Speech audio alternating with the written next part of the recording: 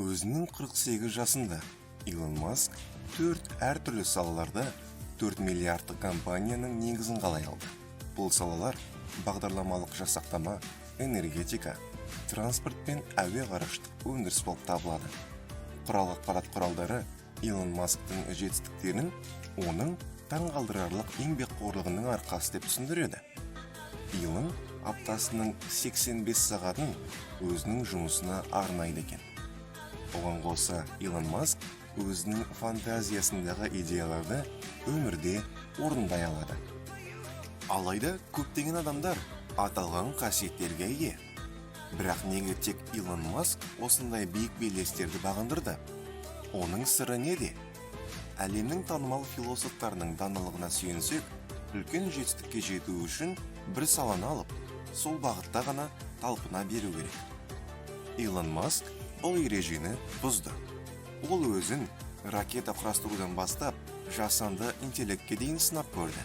Екі кеменің құйрығын ұстасаң, суға кетесің деген мақалды естіген шығарсыз. Яғни, бұл мақал бойынша адам тек бір салада профессионал бола алады. Бірақ қазіргі заманда көптеген ғылыми бөлімдерді эксперт деңгейінде білетін адамдар саны көбеюде.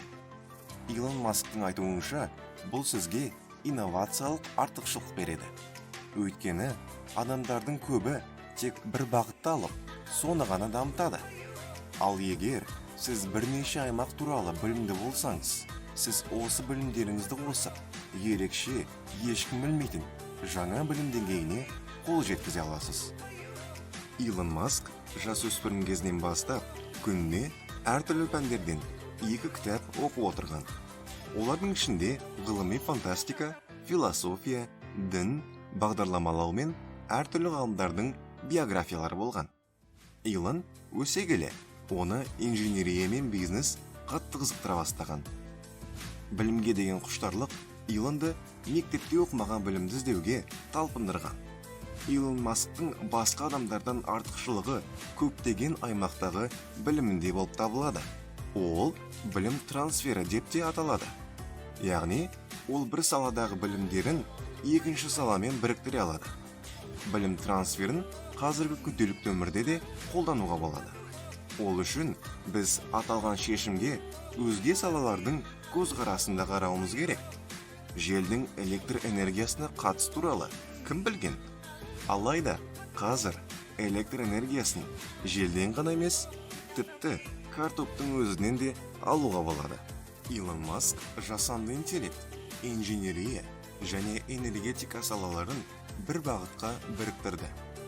Әуе ғарыштық аймақта SpaceX, көлік жасау саласында Tesla, темір жол саласында Hyperloop және энергетикада Solar City білім трансфер арқасында үлкен жетістіктерге жетті.